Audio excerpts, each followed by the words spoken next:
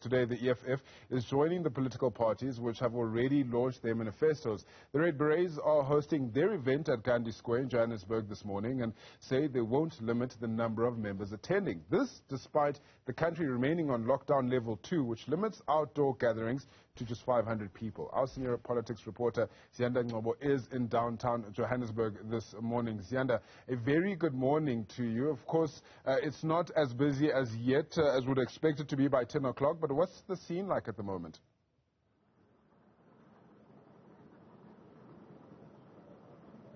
Absolutely, and the final preparations are underway for the launch of the EFF's manifesto, joining many political parties who've done so. The DA launching their manifesto yesterday, but actually someone who would be able to give us a bit of a teaser of what we can expect today is Marshal Dlamini, the EFF SG. Good morning to you. Firstly, we can see here that there's a lot that's taken place. You'll also be unveiling your building. What's so significant about the EFF's manifesto launch? Look, good morning and morning to the viewers at home. We've been here the whole night, so we're not sure whether the sun is out or not. But the reality is that today it's the launch of the EFF manifesto. It's a people's manifesto, people-centered manifesto. Everything that is on that manifesto, it was through consultation with ordinary South Africans to say what is it that they want as their local government, what they want, what kind of services. So it's not a manifesto that was designed somewhere from the offices. We consulted almost all sectors around the country, from construction, manufacturing, the arts, everyone, young people, old people, in services, what they want in their townships, in the villages. So it's a people's manifesto, it's a people's centers manifesto. That's the one that's going to be available here today. So today, of course, we know you're expecting a couple of people to come here, but we are still under lockdown level 2. The maximum people you are able to host here is 500.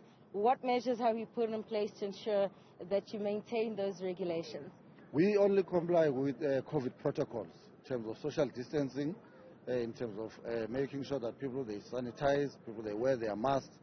That's the only thing that we comply on. We've said with the authorities, from JMPD, the police, the health guys and everyone, all of them, they've given us the certification to show that everything that we have planned and we've asked for, it's in place, and they are here.